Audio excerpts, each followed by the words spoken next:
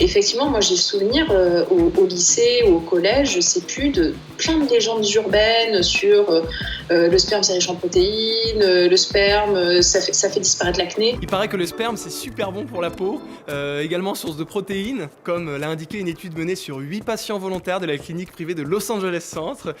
Ce qui est assez curieux, c'est que ce genre de légendes urbaines, ça continue même quand on est adulte régulièrement. Enfin, moi j'ai déjà vu passer plein d'articles sexo avec une étude un peu foireuse faite à tel endroit aux États-Unis ou ce genre de choses en disant oui, le sperme c'est antidépresseur. Je l'ai lu ça. Le sperme aurait des propriétés, serait antidépresseur. Mais je me dis mais de quelle quantité on parle en fait? Il faut boire combien de litres de sperme avant que ça fasse l'effet de ce qu'on dit dans la série, avant que ça fasse l'effet d'un quart de Prozac? Qu'est-ce que c'est que cette histoire? Alors dans le sperme il y a des protéines, c'est vrai.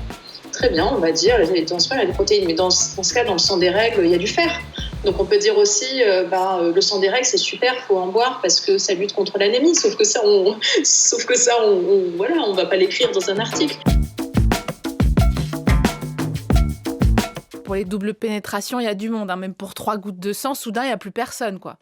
Sur la question des règles, ça progresse. Il y a eu une forme d'activisme menstruel du côté des féministes ces dernières années. Moi, je pense qu'il y a quand même quelque chose de lié au sexe féminin qui demeure tabou, mystérieux, limite démoniaque aussi.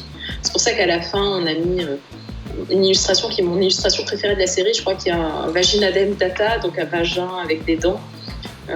C'est que je pense qu'il y a quelque chose d'effrayant. Je vois pas d'autre explication.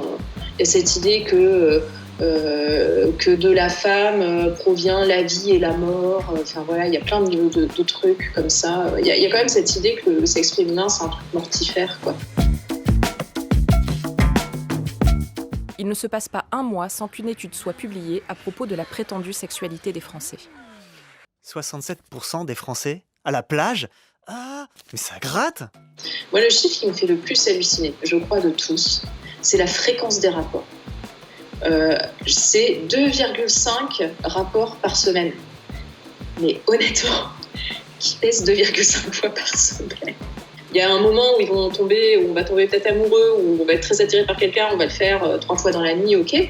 Mais il y a des moments où il y a plein de gens qui pendant 1 mois, 2 mois, 3 mois font rien, quoi, même plus, parfois plusieurs années. Donc je me dis, elle sort d'où cette statistique de 2,5 fois par semaine? Ce qui était intéressant avec cette étude, c'est que ça montrait que dès qu'on posait des questions en matière de sexe, les personnes répondaient à côté ou répondaient ce qu'elles aimeraient bien vivre en réalité. Donc ce qui fait que la fréquence des rapports est beaucoup plus élevée que la réalité. On se rend compte que les études sur la sexualité, elles servent effectivement à faire des articles derrière et à générer du clic, mais souvent elles sont commandées par des entreprises qui font partie du business du sexe. Par exemple, ça va être une entreprise de camgirl ou de tel ou tel sextoy ou de trucs comme ça. Et en général, vu qu'on sait que ce genre d'études, ça attire du monde, c'est comme ça que ça se passe. C'est une façon de faire un peu de promo en faisant circuler quelques chiffres rigolos. Pour être viril, il faut être poilu. On l'épile!